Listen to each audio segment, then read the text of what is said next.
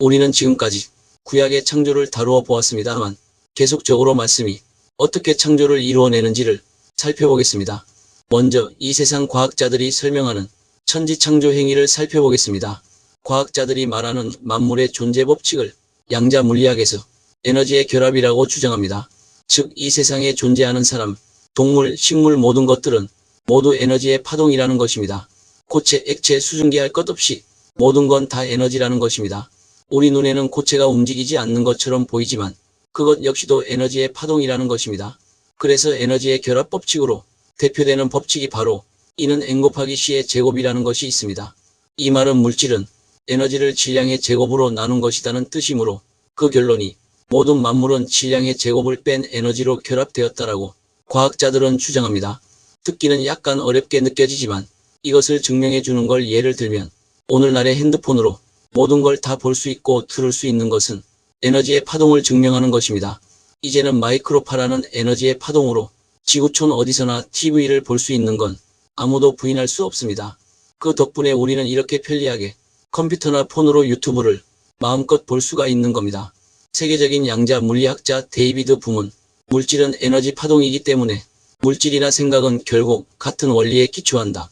내 생각과 나의 그 생각이 표현하고 창조하는 건 모두 내 마음 안에 있던 구조물이다.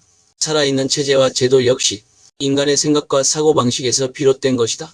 그러므로 내 생각이 곧 현실이다라고 말했습니다. 결론적으로 이 세상의 우주 만물도 하나님의 생각 속에 있는 것들이 현실화된 것뿐입니다. 이러한 에너지를 과학자들은 동위원소로 나타내려고 했습니다. 과학적인 용어라 생소하여 어렵게 들리기는 하지만 아무튼 세상에 없던 것이 창조되는 행위를 과학자는 어떻게 설명하느냐? 원자 속에는 DNA라는 것이 있는데 이 DNA를 외부의 어떤 에너지가 쾅 하고 때려주면, 즉 충격을 주면 막 부풀어 오르면서 안 보이던 것이 보이는 형체로 나타난다고 설명합니다. 여기서 과학자들은 스스로 질문하기를 그러면 그 외부 에너지는 어디서 왔느냐? 그건 알 수가 없다는 겁니다. 그래서 현재 과학자들이 주장하는 단계는 어디까지 왔느냐? 그 보이지 않는 외부의 에너지는 어떤 보이지 않는 지혜에서 나왔다라는 데까지 도달했다고 합니다. 그러나 이 지혜가 누구에게서 어디서 나왔는지는 과학자들도 증명하지 못하고 있습니다. 이것이 과학의 한계입니다. 그러나 이것이 어디에서 왔는지 예수 믿는 사람들은 잘 알고 있습니다. 이 지혜가 뭐겠습니까? 그렇습니다. 바로 살아계신 인격체 되시는 하나님의 생명의 말씀이시고 영이신 육신으로 이 땅에 오신 우리 주 예수 그리스도이십니다. 그러나 외부 에너지가 어디서 왔는지 과학자들은 모른다 또는 처음부터 있었다라고 결론을 내리고 있습니다.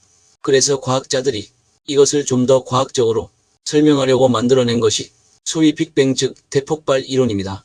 다시 말해서 어디서 나왔는지 모르지만 태초에 엄청난 대폭발이 있었다는 것입니다. 거기서 식물도 사람도 동물도 강아지도 호랑이도 물고기도 새도 막 나왔다는 것입니다. 그런데 빅뱅 즉 대폭발 이론도 부분적으로는 신빙성은 있습니다. 이것에 대해서는 뒷부분에서 살펴보기로 하겠습니다. 결국 이 정도밖에 설명할 수 없는 것이 과학의 한계입니다. 그러나 성경은 분명히 이 에너지가 어디서 왔는지를 말해주고 있습니다.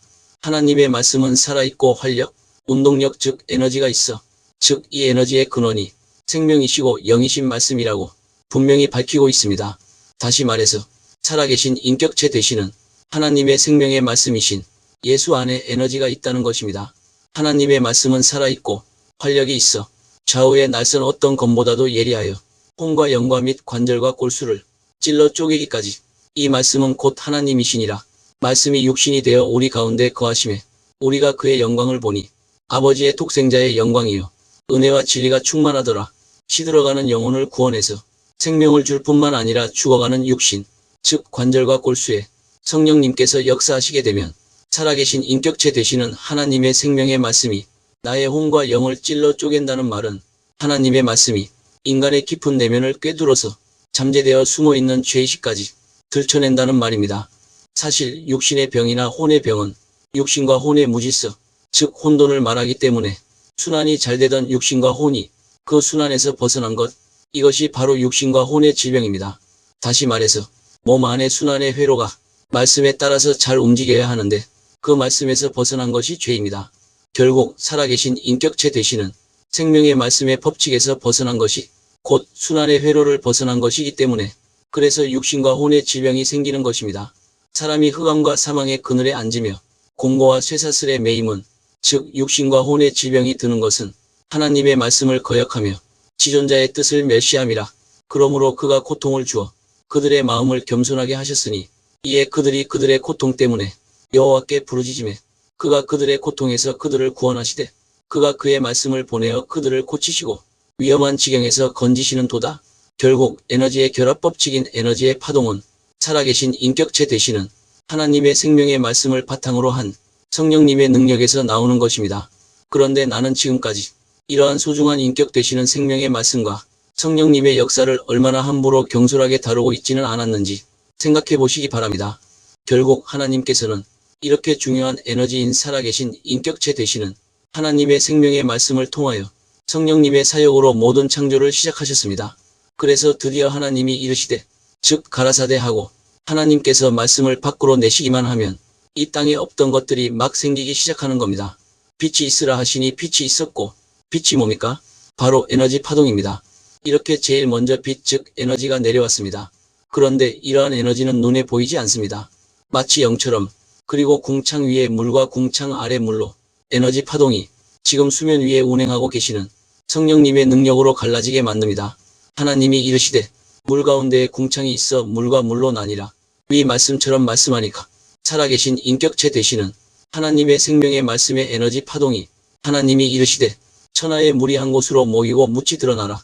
또 위 말씀처럼 하니까 땅 위에 있는 물이 성령님의 활동으로 쫙 갈라져서 땅과 육지가 나뉘는 놀라운 일이 살아계신 인격체 되시는 하나님의 생명의 말씀이 에너지 파동이 내려오니까 무질서했던 것이 질서가 잡히기 시작하는 겁니다.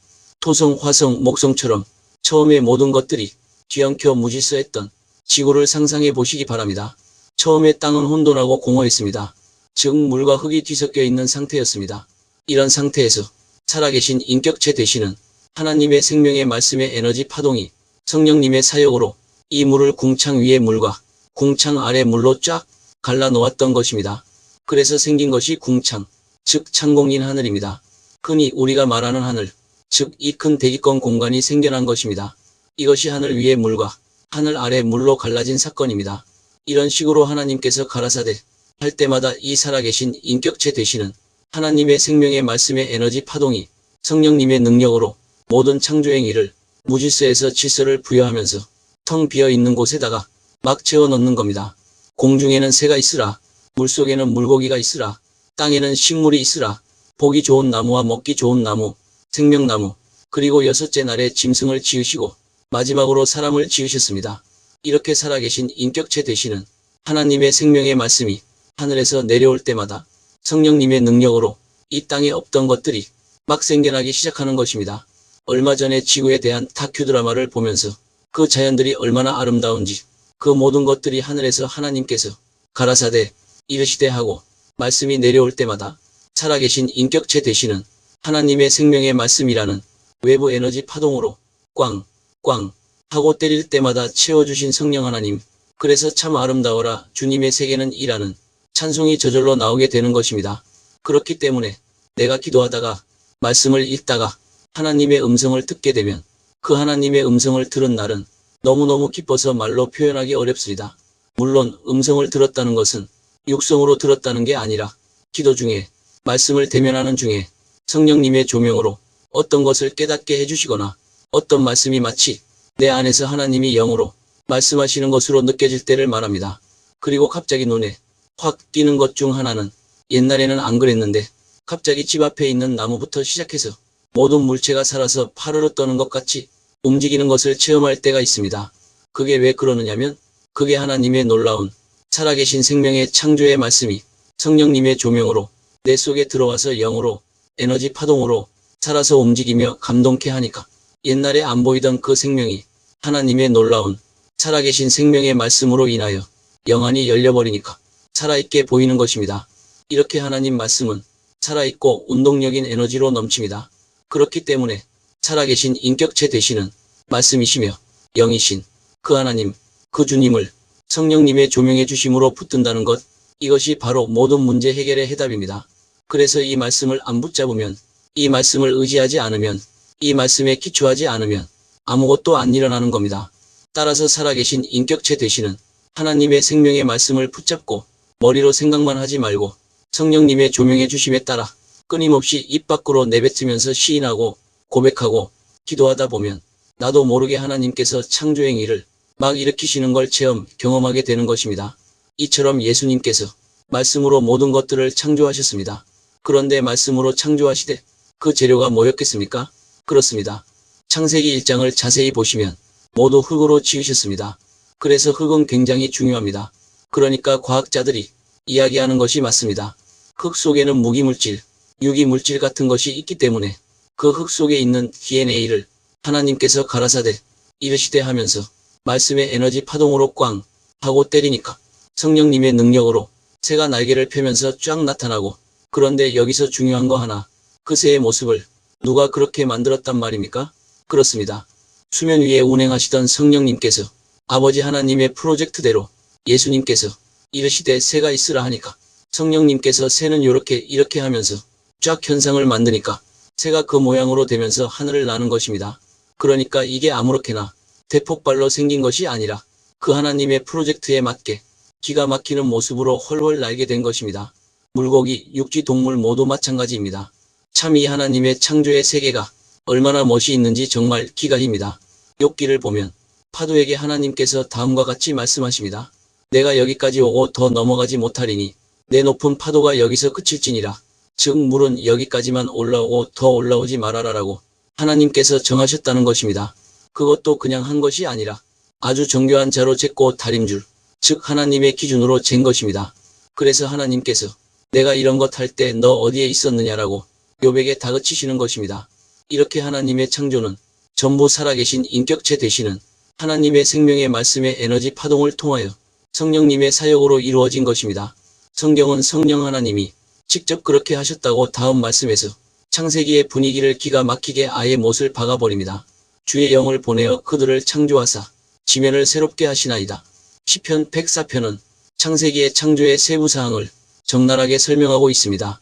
물은 어떻게 산에서 흘러내리고 새들은 어떻게 나뭇가지에 앉으며 사람들은 어떻게 일하고 등등 창조를 그림을 그린다면 창조의 그림의 여백을 완성해 나가는 것이 시편 104편의 내용입니다. 이것이 창조에서 성령님이 얼마나 큰 역할을 했는지를 말씀해주는 내용이기도 합니다. 이렇게 성령님께서 역사하실 때 바로 에너지 파동이 나타나는 것입니다. 즉 살아계신 인격체 되시는 하나님의 생명의 말씀 안에 있는 에너지 파동인 운동력을 전달해 주는 것도 성령님이십니다. 이처럼 삼위일체 하나님은 말씀으로 창조하시는데도 하나십니다. 그러므로 내가 신앙의 올바른 기본 마음 자세인 신앙의 근본 뿌리로 살아가는 건 하나님의 행하시는 창조 사역을 보고 내 모든 생활에서 동참하는 것이고, 그 중에 중보기도는 말 그대로 창조의 일을 발동시키는 원동력이기도 합니다. 그래서 내가 중보기도하는 것은 마치 살아계신 인격체 되시는 하나님의 생명의 말씀으로 창조의 일을 돕는 것입니다. 내가 여기서 아프리카에 가 있는 선교사님을 위해서 기도하면 이르시되 하면서 하나님께서 막 만들어내십니다. 그것이 하나님 나라의 일이고 하나님의 계획과 하나님의 목적을 이루는 일이기 때문에 이러한 하나님의 일이 내 일이 될 때 그 기도에는 하나님의 생명이 넘칩니다. 어느 교회 중보기도 팀장이 중국에 간 선교사님을 위해서 기도했는데 자신들이 중국 현지에 가보고 깜짝 놀랐다고 합니다. 왜냐하면 어쩌면 그렇게 자신들이 기도한 대로 그렇게 아름답게 다 이루어졌는지, 이것이 하나님 나라와 의를 위한 중보기도는 반드시 이루시는 하나님이십니다. 그래서 하나님께서는 그 하나님의 창조행위에 동참하라는 뜻으로 나에게 쉬지 말고 기도하라고 말씀하시는 것입니다. 이러한 주님의 창조행위에 동참하는 모두가 되어야 하겠습니다. 하나님은 이렇게 말씀으로 만물을 창조하실 뿐만 아니라 또 중요한 것 하나는 이 살아계신 인격체 되시는 하나님의 생명의 말씀의 에너지 파동으로 만물을 붙들고 계신다는 것을 기억하시기 바랍니다. 그것이 창조와 관련된 다음 말씀입니다. 이는 하나님의 영광의 광채시요 그 본체의 형상이시라. 그의 능력의 말씀으로 만물을 붙드시며, 이 말씀은 주님께서 만물이 흔들리지 않게, 질서를 잃어버리지 않게 굳건하게 붙들고 유지시키고 인도하고 계신다는 것입니다. 그런데 이 말씀이 물리학적으로도 정말 기가 막힌 말씀입니다. 물리학적으로 원자라는 것은 서로 다른 입자로 구성되어 있다고 합니다. 이 입자라는 것들은 하나하나가 그 개성이 독특해 입자들끼리 서로 꽝하고 부딪히면 둘 다 죽는다고 합니다. 그런데 놀랍게도 원자라는 것이 어떻게 생겼냐면 서로 다른 성질을 가진 두 개의 입자를 어떤 보이지 않는 외부의 힘이 서로 부딪히지 않게 딱 감싸서 붙들어주고 있다고 합니다. 이것은 동그란 원을 크게 하나 그려놓고 그 안에 방금 그린 원 크기의 절반 되게 반지름을 경계선으로 해서 다시 동그란 원 두 개를 서로 닿게 그립니다. 그렇게 하면 둥근 원 안에 두 개의 원자 입자가 들어있는 형태가 됩니다. 그러면 그 외부의 에너지, 즉 가장 바깥 동그라미가 뭐냐라고 물으면 물리학자들은 모르겠다라고 합니다. 알 수 없는 외부의 에너지가 이렇게 몇 개의 입자를 붙들어주면 그것이 원자가 됩니다. 마찬가지로 원자들도 원자들끼리 서로 붙을 수가 있는데 그 역시도 어떤 보이지 않는 외부의 에너지가 붙들어주고 있다는 것입니다. 이건 너무나 기가 막힌 법칙입니다.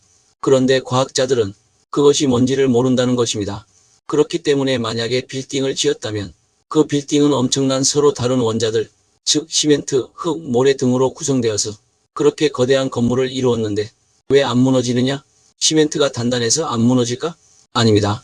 그것이 바로 하나님의 능력의 말씀의 에너지 파동으로 붙들고 유지시켜 주시기 때문입니다. 즉 이 외부의 에너지의 파동을 살아계신 인격체 되시는 하나님의 생명의 말씀이 성령님의 능력으로 붙들어 유지시켜주고 있기 때문에 무너지지 않는 것입니다. 더 쉽게 말하자면 주님이 너희 시멘트, 흙, 모래 너희들은 서로 섞이면 절대 떨어지지 말고 꼭 붙어서 끌어당기고 있으라 라고 말씀하셔서 만물이 그 말씀에 순종할 수 있게 성령님께서 그 살아계신 인격체 되시는 하나님의 생명의 말씀의 에너지 파동으로 붙들고 계시다는 것입니다. 운동선수들이 다이빙이나 공중회전할 때 자기가 연습을 많이 하고 잘해서 그런 것 같지만 그런 것이 아니라 하나님의 능력의 말씀이 저렇게 다이빙을 하거나 요렇게 회전할 때는 요렇게 저렇게 회전한 것은 똑바로 서 있도록 하라라고 성령님께서 말씀의 에너지 파동이 내려올 때 말씀의 법칙으로 붙들어주기 때문에 안 넘어지는 것입니다. 즉 그의 능력의 말씀으로 만물을 붙든다는 것입니다. 한마디로 성령님께서 살아계신 인격체 되시는 하나님의 생명의 말씀의 에너지 파동으로 말미암아 붙드시는 것입니다. 살아계신 인격체 되시는 하나님의 생명의 말씀의 에너지 파동이 만물을 짓기도 했지만 그 만물을 성령님의 능력으로 붙잡고 있는 것입니다. 물리학자들이 하는 말이 자동차라는 것을 디자인해서 만들어 놓으면 그것이 그렇게 세게 달리면 물리학적으로는 무너져 버려야 정상이라고 합니다. 자동차가 그렇게 강하게 달리면 자동차가 해체되는 것이 맞습니다. 그런데 그것이 딱 붙어 있는 것은 바로 외부의 놀라운 에너지 파동 때문이라는 것입니다. 이것이 바로 끌어당겨주는 힘, 즉 만유인력이 적용되도록 하는 능력의 말씀의 법칙입니다. 이것에 대해서는 기회가 되면 별도로 끌어당겨주는 힘이라는 제목으로 살펴보겠습니다. 이 땅에 존재하는 모든 것들은 살아계신 인격체 되시는 하나님의 생명의 말씀의 에너지 파동으로 말미암아 성령님의 능력에 의해 붙잡혀 있습니다. 이렇게 살아계신 인격체 되시는 하나님의 생명의 말씀으로 말미암아 성령님의 능력에 의해 붙잡혀 있기 때문에 내가 주님을 믿을 수가 있는 것입니다. 결국 과학과 성경은 전혀 서로 모순되지 않는다는 것을 알 수가 있습니다. 그래서 그 창조주가 예수님이시라는 것이 얼마나 자랑스럽고 또 중요한지 모릅니다. 그 살아계신 인격체 되시는 하나님의 생명의 말씀이신 주님이 말씀의 에너지 파동으로 모든 것을 지었을 뿐만 아니라 살아계신 인격체 되시는 하나님의 생명의 말씀의 에너지 파동의 능력으로 모든 것을 붙들고 계십니다. 여기에서 기도의 응답의 비결이 나옵니다. 내가 바로 이 주님한테 기도하면 이 주님은 죽은 분이 아니라 살아서 다 듣고 계시는 분이시라는 것을 잊지 마시기 바랍니다. 많은 관심과 구독과 좋아요, 알림 설정은 영상 제작에 큰 힘이 됩니다. 감사합니다.